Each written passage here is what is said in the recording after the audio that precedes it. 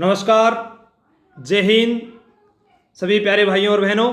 आज का हमारा ये जिला प्रतापगढ़, नाम से पता चलता है कि इस जिले की स्थापना प्रताप सिंह के द्वारा ही की गई होगी। लेकिन प्रश्न आता है कि प्रतापगढ़ का उपनाम क्या है, तो राधानगरी के नाम से जाना जाता है। और प्रतापगढ़ जो राजस्थान का 33वां जिला है, राजस्थान का सबसे बड़ा जिला अगर जैसलमेर है तो राजस्थान का सबसे नया जिला प्रतापगढ़ है। तो बात करते हैं पहले प्रश्न की। प्रतापगढ़ ने जिले के रूप में कार्य करना कब प्रारंभ किया? 26 जनवरी 2008, 11 अप्रैल 2008, 1 अप्रैल 2008, 4 जून 2005।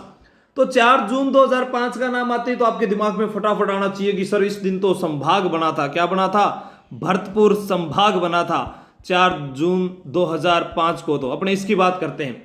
लेकिन 26 जनवरी 2008, 11 अप्रैल 2008, 1 अप्रैल 2008 प्रतापगढ़ जिला प्रतापगढ़ पैसे परमेश चंद्र कमेटी की सिफारिश, परमेश चंद्र कमेटी की सिफारिश पर प्रतापगढ़ को राजस्थान का 33वां जिला बनाया था। और उस समय प्रताप था श्रीमती वसुंधरा राजे सिंधिया का।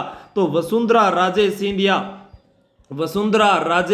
सिंधिया जो है, इनके समय प्रतापगढ़ को राजस्थान का 33वां जिला बनाया गया था 26 जनवरी 2008 को। लेकिन प्रश्न है कार्य करना कब प्रारंभ किया? हाँ, बिल्कुल सभी देवी और सज्जनों का सही जवाब। और इसी के साथ आप जीत चुके हो। कौन बनेगा करोड़पति के अंदर 1 अप्रैल 2008 का खिताब? इसी के साथ आपको एक खिताब दिया जाता है। और मैं बता देता हूं, राजस्थान का जो 2007-8 में जो बजट आया था उसी में इसको घोषणा बनाने की बात की गई थी। उसके बाद में इसको प्रतापगढ़ को क्या है, बजट के अंदर प्रतापगढ़ को जिला बनाने की घोषणा की गई थी और उसके बाद में इसको जिला बनाया गया था। नेक्स्ट प्रश्न, प्रतापगढ़ जिले में शामिल तहसीलों में असत्य कथन है। सभी एक बार अपने साथियों को शेयर कर दीजिए और जुड़े रहिए इसी प्रकार। मैं आशुष चौहान आपके लिए रोज एक नई टेस्ट सीरीज के माध्यम से वीडियो लेकर आ रहा हूं। और एक चीज और बताना चाहता हूं, टेलीग्राम आप ये वाला ज्वाइन कर लीजिए,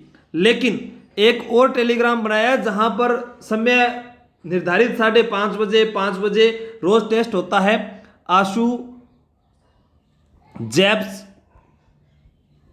स्टडी पॉइंट, जिसमें आप अपना आकलन कर सकते हो कि हमारा कौन सी रैंक आ रही है। एक सुबह बता दिया जाता है कि सामान्य ज्ञान की क्विज होगी या हिंदी की होगी। अभी तो उसमें सिर्फ एक बार जीके की क्विज चल रही है, फिर उसमें मनोविज्ञान, रीड सभी। तो ये आशु जैब स्टडी पॉइंट है। यहाँ पर तो ऑनलाइन आप लोगों का टेस्ट लिया जाएगा टेलीग्राम पर, और इस टेलीग्राम के माध्यम से आपको सभी वीडियो की जानकारी मिलती रहेगी। तो आप दोनों ज्वाइन कर लीजिए। बाकी आपको बता देता हूं, इसमें आपको प्राइवेसी लगानी पड़ेगी। सेटिंग में जाकर नो बॉडी सीन और एक होता है कॉन्टेक्ट, उनको आप हटा दीजिए ताकि कोई भी आपको तंग ना करे, और जो तंग करे उसको सुना दीजिए।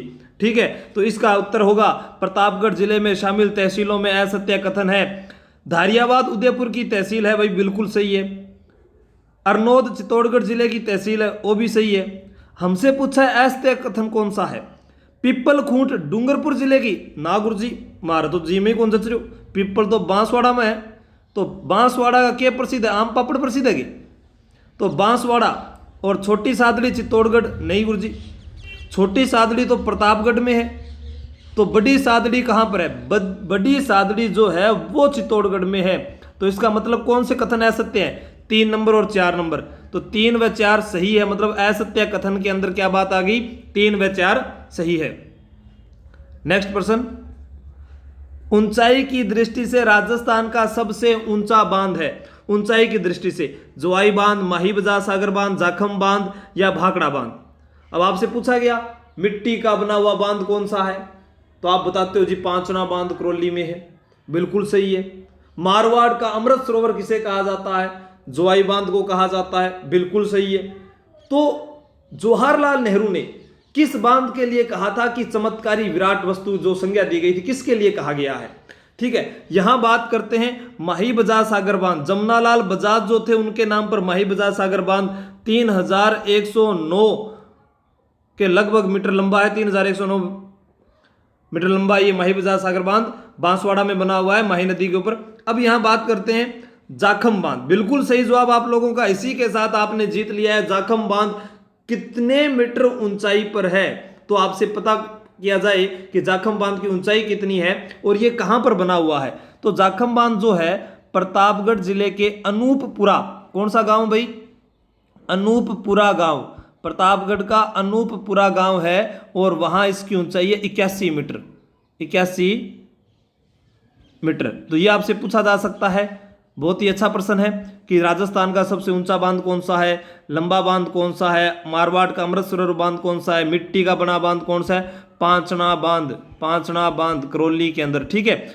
भाखड़ा बांध की ऊंचाई आपको कमेंट करके बतानी है और किस बांध के लिए ये कहा है ये भी आपको कमेंट करके बताना है, ठीक है। जाखम बांध परियोजना है, जाखम नदी अपने सारी बात करेंगे उसके बारे में, लेकिन जाखम बांध से प्रतापगढ़ की कौन सी तहसीलों को सिंचाई सुविधा प्राप्त हो रही है, तो इससे सबसे ज्यादा जो हो रही है वो तो हो रही है धारियावाद और प्रतापगढ़ दोनों को, ठीक है।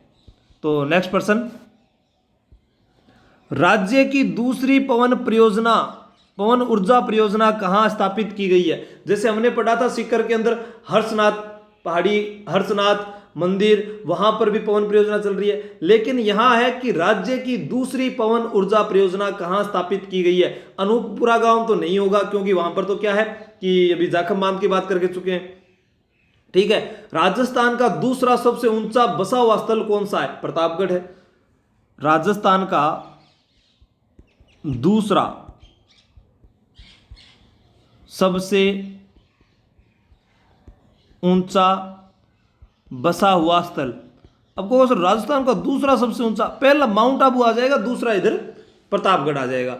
तो यहां बात करते हैं कि दूसरी पवन ऊर्जा परियोजना, तो सीधा प्रश्न आ जाए कि देवगढ़ परियोजना कहां पर है, तो भी उत्तर क्या होगा, प्रतापगढ़, ठीक है। दूसरी पवन ऊर्जा कौन सी है, प्रतापगढ़। आप बताइए राजस्थान की पहली पवन परियोजना कौन सी है, पहली पवन ऊर्जा परियोजना, वो जैसलमेर में है या बारां जिले में है या धौलपुर में है, तो कमेंट करके बताना है आपको कि पहली पवन ऊर्जा परियोजना कहां स्थापित की गई थी, ठीक है। उसके बाद में यहां गौतमेश्वर में प्रश्न पूछा जाएगा, आगे मैं आपको बता दूंगा कि गौतमेश्वर बाबा का जो मंदिर है, गौतमेश्वर मंदिर, वो कहां पर है, तो वो आपको आगे कमेंट करके बताना है, वो आगे बता दूंगा आप लोगों को, ठीक है। तो यहां इस प्रश्न का उत्तर हो गया देवगढ़ परियोजना 2001 में स्थापित की गई थी। कब की गई थी, 2001 में, मार्च के महीने में, और 8 मार्च को होता है अंतर्राष्ट्रीय महिला दिवस, और अंतर्राष्ट्रीय महिला दिवस के दिन ही होता है वसुंधरा राजे सिंधिया का जन्मदिन। वसुंधरा राजे सिंधिया ग्वालियर की रहने वाली थी, माथे पे बिंदी लगाती है, बिंदोरी नृत्य झालावाड़ का है, मतलब बिंदोरी नृत्य झालरापाटन का है, और झालरापाटन ही वसुंधरा राजे सिंधिया का निर्वाचन क्षेत्र कहलाता है। प्रतापगढ़ एवं झालावाड़ को प्राचीन काल में किस नाम से जाना जाता था। पूरा प्रतापगढ़ जिला कवर हो जाएगा क्योंकि ज्यादा बड़ा जिला नहीं है, तो उसके बारे में अपने आराम से यहां पर बात कर लेते हैं। आपसे प्रश्न पूछ लिया जाए प्रतापगढ़ कौन सी लोकसभा क्षेत्र में आता है, तो चित्तौड़गढ़। कौन सी लोकसभा क्षेत्र में आएगा, चित्तौड़गढ़, ठीक है। विधानसभा की यहां पर 2 सीटें हैं, और कौन सी लोकसभा क्षेत्र में आएगा, चित्तौड़गढ़ में। अब यहां बात करते हैं प्रतापगढ़ एवं झालावाड़ को प्राचीन काल में मालव प्रदेश, कांठल प्रदेश, देवलिया, बांगड़ प्रदेश। प्रतापगढ़ को देवलिया भी कहते थे, बिल्कुल सही है, हाँ बिल्कुल। अरे वो कौन है बीच का मैन, ओके बोल रहे हैं, देखो आप टॉपिक से जुड़ी हुई बात कीजिए। हाँ, इसका उत्तर होगा मालव प्रदेश। क्या होगा, मालव प्रदेश या मालव देश इसको कह सकते हैं। प्रतापगढ़ एवं झालावाड़ को मालव देश के नाम से जाना जाता था। बांगड़ प्रदेश तो डूंगरपुर बांसवाड़ा है। प्रतापगढ़ प्रजामंडल की स्थापना किस वर्ष हुई। यहां ऑप्शन दिए हुए हैं, मैंने आप लोगों को ट्रिक बताई थी एक, झाला रूपी प्रताप बांसवाड़ा में डांगर इतनी कुशलता से चराता है,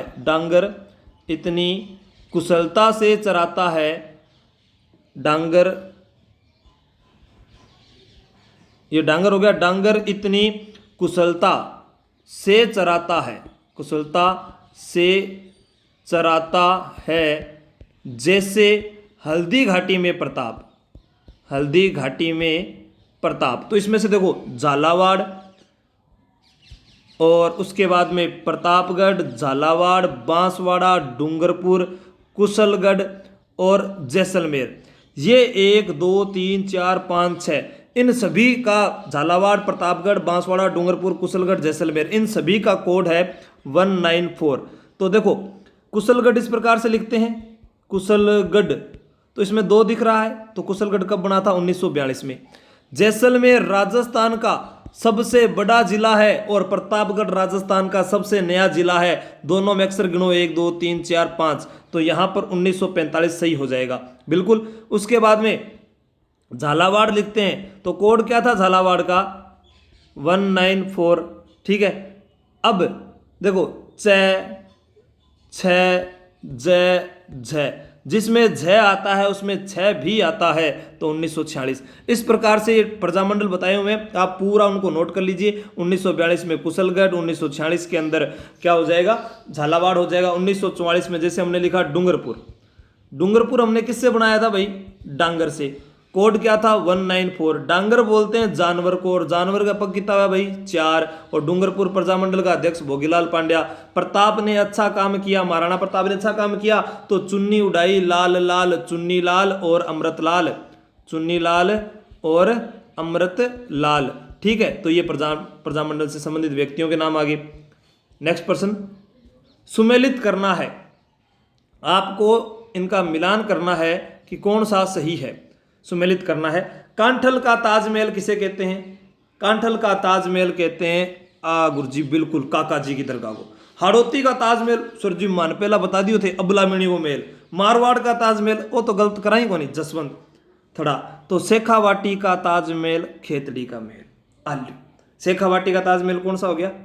सॉरी ये ताजमहल लिख दिया उन्होंने, शेखावाटी का हवा महल होगा। यहाँ पर शेखावाटी का हवा महल होगा, ये ताजमहल नहीं होगा, ये टाइप में मिस्टेक होगी। तो शेखावाटी का हवा महल किसको बोलते हैं? खेतड़ी महल को। राजस्थान का जो हवा महल है वो तो जयपुर में है, लेकिन शेखावाटी का जो हवा महल है वो शेखावाटी का हवा महल खेतड़ी महल को कहते हैं। और खेतड़ी महल कहाँ पर है? झुंझुनू में है। कहाँ पर है भाई? झुंझुनू में है। ठीक है दोस्तों, तो इसका उत्तर क्या हो जाएगा? पहले का हो गया कांठल का ताजमहल काका जी की दरगाह 3 नंबर, हाड़ौती का ताजमहल 4 नंबर, मारवाड़ का ताजमहल 1 नंबर, शेखावाटी का महल, तो ये हो जाएगा। ठीक है, नेक्स्ट प्रश्न, 56 का मैदान किन किन के बीच में स्थित है? देखो आपसे प्रश्न पूछा गया था, मैंने बताया था बाड़मेर का नाम आता है तो 56 की पहाड़ियां। ठीक है, 56 की पहाड़ियां अगर आए तो बाड़मेर जिला अपने वहां पर करते हैं, लेकिन 56 का मैदान आता है तो बांसवाड़ा और डूंगरपुर, नागुर जी, बांसवाड़ा और प्रतापगढ़। देखो ये डूंगरगढ़ है, डूंगरपुर नहीं है, इस चीज को विशेष ध्यान रखना।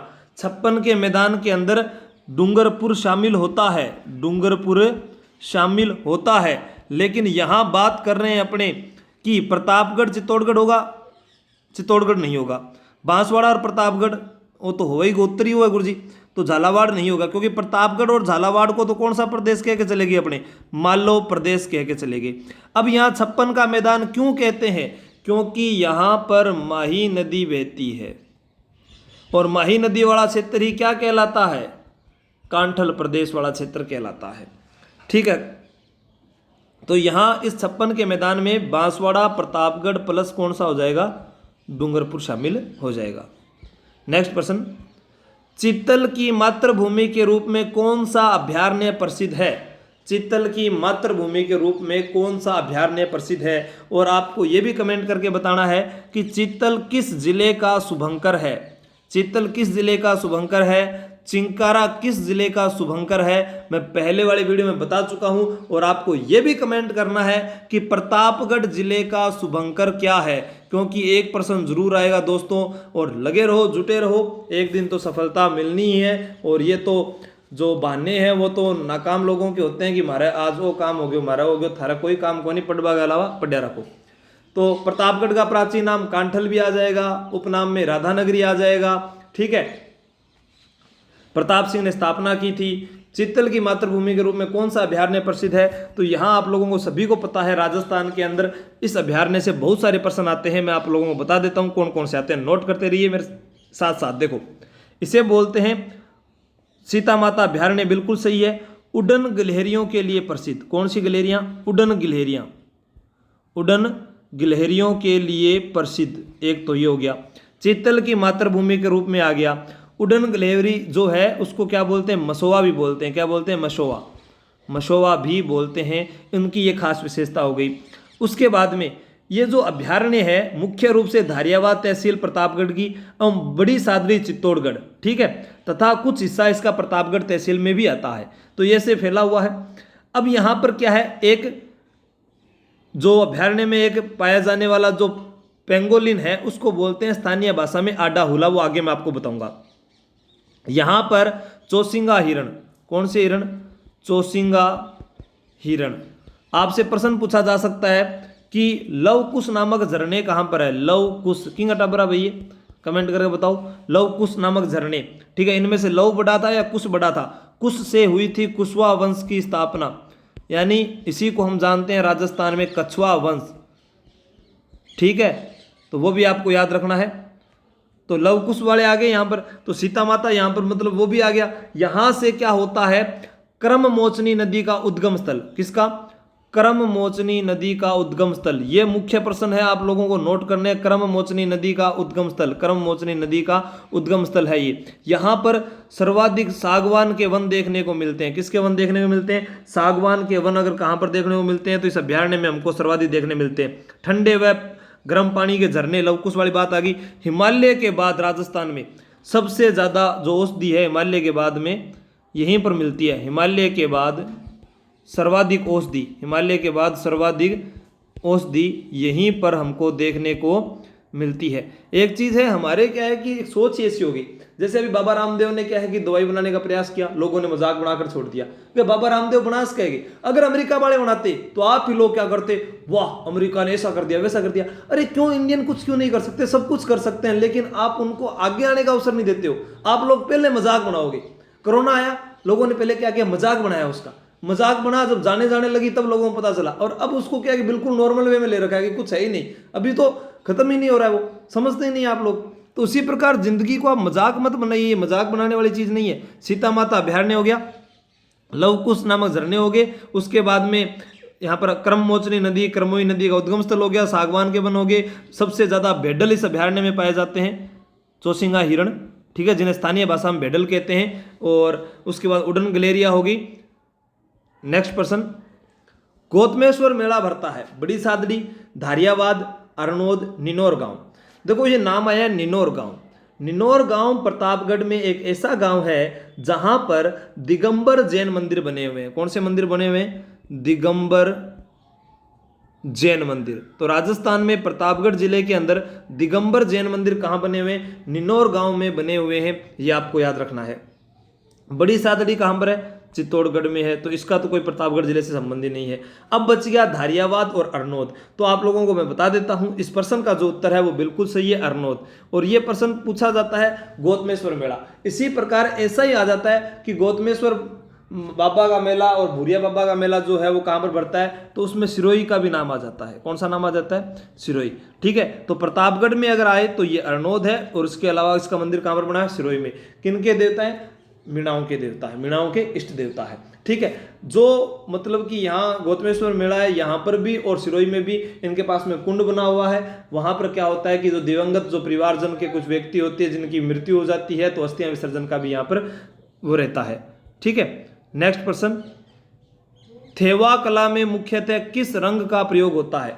आपको ये कमेंट करके बताना है। पुराने वीडियो में मैंने बताया है, मीणाओं का प्रयागराज किसे कहते हैं, मीणाओं का प्रयागराज किसे कहते हैं, ये आपको कमेंट करके बताना है। जहां पर 3 नदियों का त्रिवेणी संगम बनता है, इतनी मैं आपको हिंट देता हूं। थेवा कला, देखो सबसे पहला प्रश्न यहां से जो बनता आ रहा है, हर एग्जाम में पूछा गया, क्योंकि भारत में नहीं विश्व में प्रसिद्ध है, तो इसलिए पता है कि थेवा कला जो है नाथूजी सोनी, नाथूजी सोनी इसके प्रवर्तक हैं। वर्तमान में पूछा जाए तो महेश राज सोनी, महेश राज सोनी या विजय राज सोनी, ये कलाकारों के नाम आएंगे। अब आपको बता देता हूं थेवा कला। थेवा क्या कला होती है, यानी जो अपने बात करते हैं थेवा कला के अंदर कि सोने का सूक्ष्म चित्रांकन, ठीक है, सोने का सूक्ष्म चित्रांकन जो किया जाता है वो थेवा कला में किया जाता है। थेवा शब्द का अर्थ क्या है, प्रश्न आए थेवा शब्द का अर्थ क्या है, तो इसका अर्थ होता है सेटिंग, यानी इसका मतलब क्या हो गया, कौन सी समझ रहे हो, ध्यान रखो डी ने, ओ जमाना या बिठाना, जमाना या बैठाना, ठीक है। तो किसी चीज को उसमें बैठाना, ये हो गया थेवा कला में।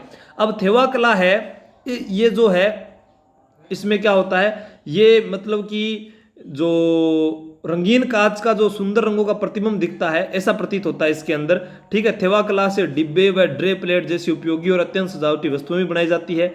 और प्रतापगढ़ का ही सोनी परिवार है, इसके अंदर भी एक खास बात है कि ये कला वो महिलाओं को नहीं सिखाते, वे आपका बेटा नहीं सिखावा है, मतलब कि बेटी ने और लुगाई ने कभी कौन बताया, क्योंकि बा कद भी जागेंगे पोल खोल सका है, दूसरा ने बता सका है। तो ये एकमात्र ऐसी कला है जो मतलब कि इस परिवार से चली आ रही है और कहीं पर भी नहीं चल रही। उस कला में जो रंग प्रयुक्त होता है वो हरा रंग प्रयुक्त होता है, ब्लू पोट्री में तो नीला रंग प्रयुक्त होता है, ठीक है। फड़ कला के अंदर आप बताना कौन सा कलर प्रयुक्त होता है। असंगत युग्म छाटना है, इनमें से कौन सी एक चीज है जो गलत है। तो आप लोगों को बता देता हूं, पूरे राजस्थान में तरल हींग के उत्पादन के लिए प्रसिद्ध कौन सा है, प्रतापगढ़।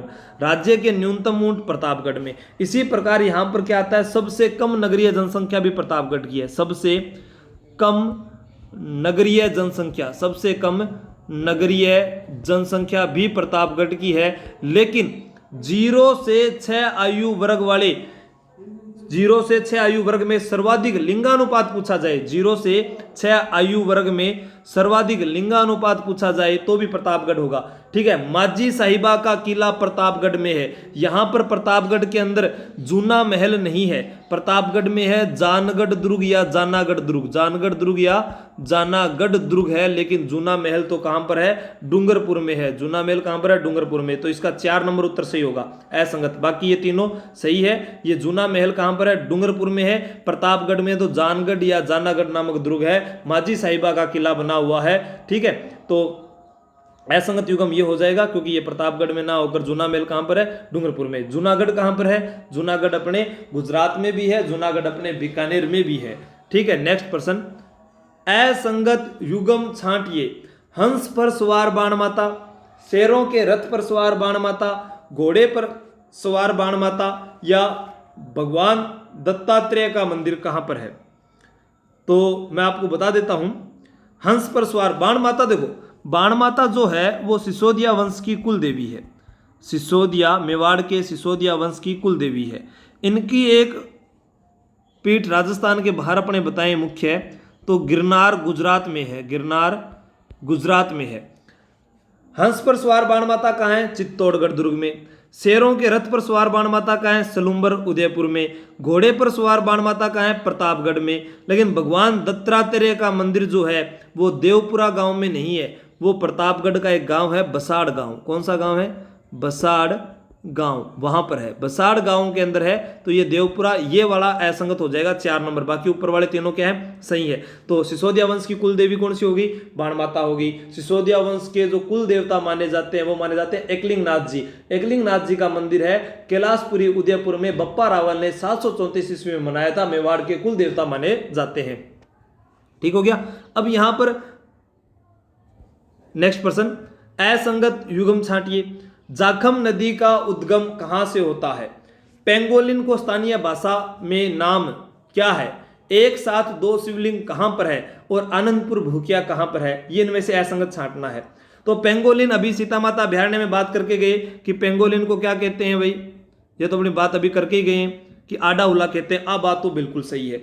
जाखम नदी का उद्गम भंवर माता की पहाड़ी छोटी सादड़ी के पास में, छोटी सादड़ी के पास में भंवर माता की पहाड़ी से होता है। अब एग्जाम में सीधा प्रश्न पूछा जा सकता है दोस्तों, देखो एक प्रश्न आएगा, जाखम नदी का उद्गम कहां से होता है, भंवर माता की पहाड़ी से। सीधा भी आ सकता है कि निम्न में से किस जिले में भंवर माता की पहाड़ी स्थित है।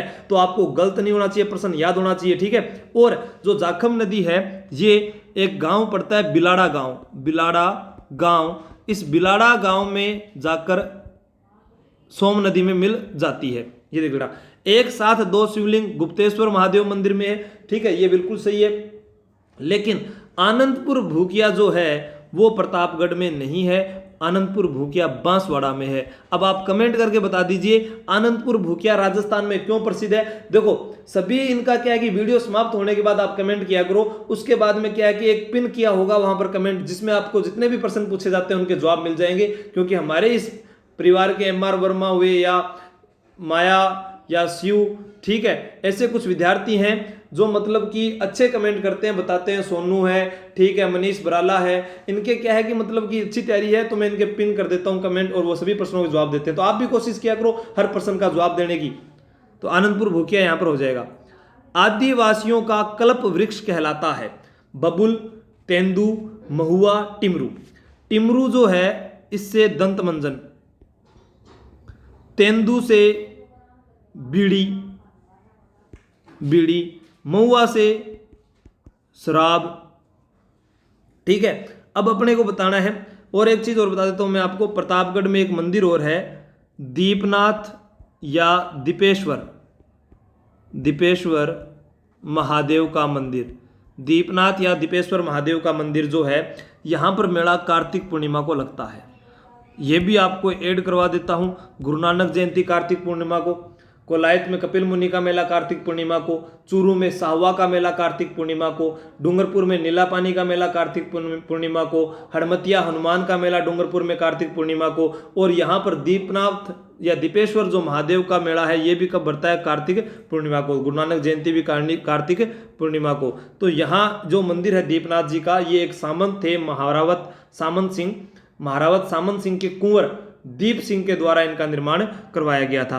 तो अपने बात कर चुके हैं इन सभी चीजों के बारे में। एक प्रतापगढ़ का जो शिलालेख है वो अजमेर संग्रहालय में डॉक्टर गौरीशंकर हीराचंद ओझा के अनुसार वहां पर रखा गया है, ये बताते हैं। बाकी अपने प्रतापगढ़ जिले के बारे में सारी बातें कर चुके हैं। इतना ही प्रतापगढ़ जिले में है, कुछ ज्यादा नहीं था। आदिवासियों का कल्प वृक्ष बिल्कुल आप सभी का सही है, महुआ, ठीक है।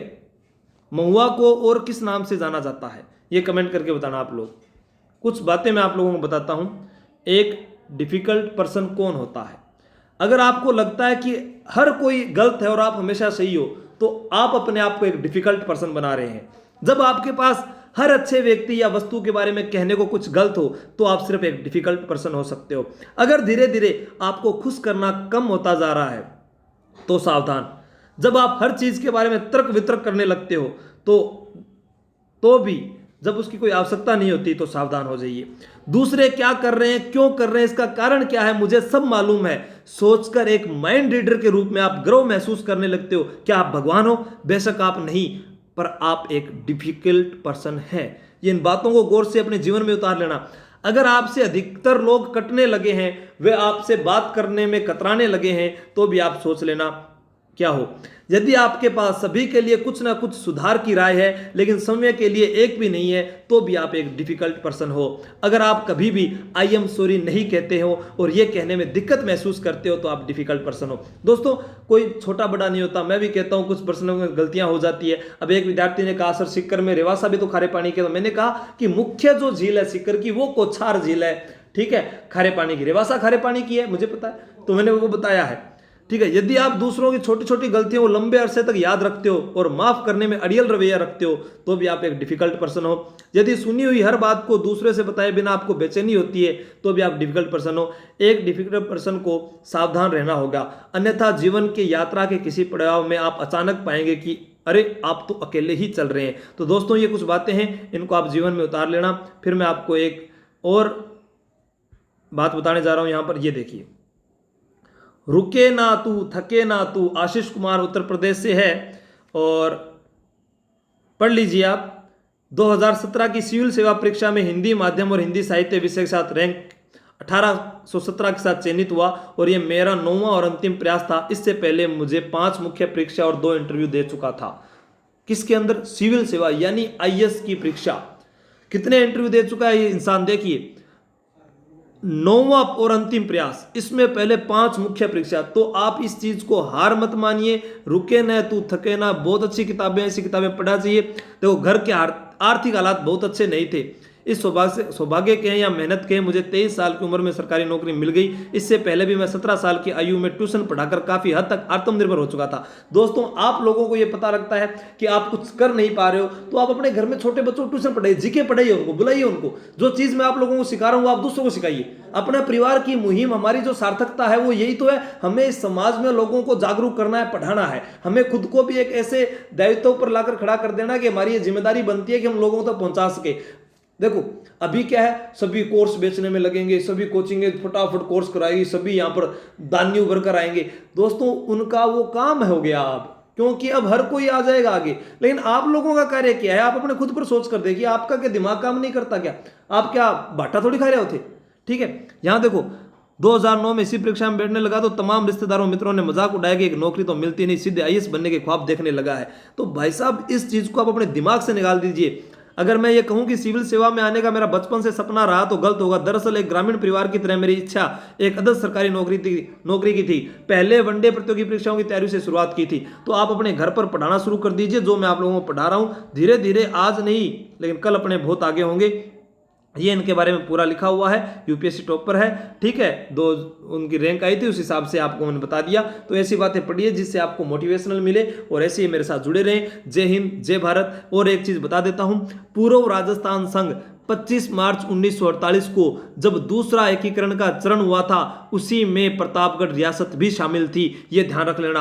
और बात करते हैं, जब चित्तौड़गढ़ के अंदर बाघ सिंह ने केसरिया किया था तो बाघ सिंह भी कहां के थे? प्रतापगढ़ के ही थे। ठीक है, तो ये चीजें आप लोगों को ध्यान में होनी चाहिए। जय हिंद, जय भारत। फिर मिलते हैं एक नए वीडियो के साथ। कल जो जिला दर्शन का टेस्ट होगा वो होगा दोस्तों, आपको मैं टेलीग्राम पर बता दूंगा। ठीक है, क्या पता समय मिले ना मिले।